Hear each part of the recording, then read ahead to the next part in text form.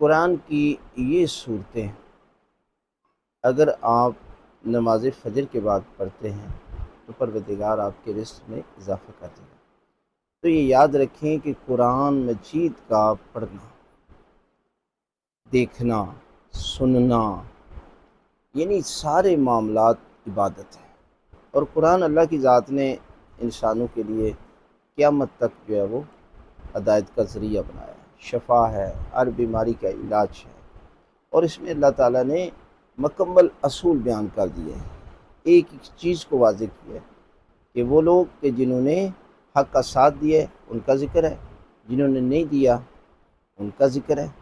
یعنی ان کو غرق کر دیا گیا اللہ تعالیٰ نے، چاہے وہ کسی نبی کی بیٹے تھے یا نبی کی زوجہ تھی، اور اگر کسی ایک پرندے نے بھی ساتھ دیا ہے نبی کا تو اس پرندے کا ذکر بھی قرآن میں موجود ہے۔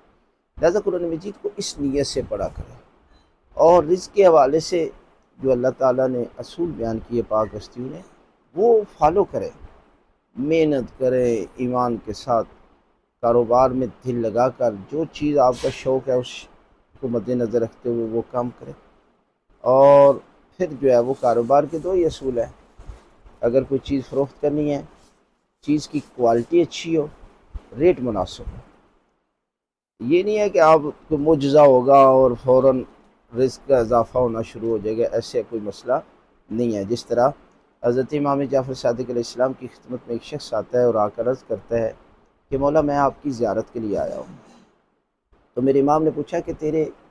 جانور بھیڑ بکریاں کہاں ہیں؟ اس نے کہا کہ مولا میں اللہ توکل جو ہے وہ جنگل میں چھوڑ آیا ہوں۔ تو امام نے فرمایا کہ جاؤ جا کر اس کی حفاظت کرو، وہاں پر بھیڑیے بھی اللہ توکل جو ہے وہ رہتے ہیں، اس لیے وہ نقصان پہنچا دیں گے۔ یعنی امام نے سمجھایا کہ انسان سب سے پہلے اپنے جانور کی حفاظت کرے، یہ توکل نہیں ہے کہ انسان جو ہے وہ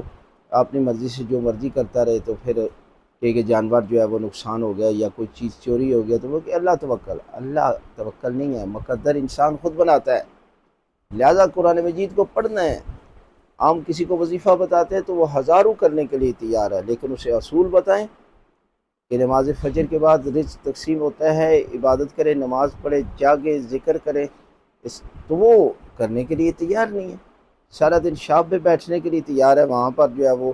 درود بھی پڑھے گا، وہاں پر بڑی بڑی آیتیں پڑھے گا، بڑا بڑا ذکر کرے گا۔ لہٰذا یہ اصول مد نظر رکھیں کہ آپ کو ان شرائط کو، ان اصول کو مد نظر رکھنا ہے کہ جو قرآن نے بیان کیا، اہل بیت نے بیان کیا، پھر اس کے بعد دعا کرے، پھر یہ صورتیں پڑھے، جیسے کہ سورہ فاتحہ ہے، اس کو آپ 7 مرتبہ پڑھیں تو پروردگار رزق کے خزانے کھول دے گا۔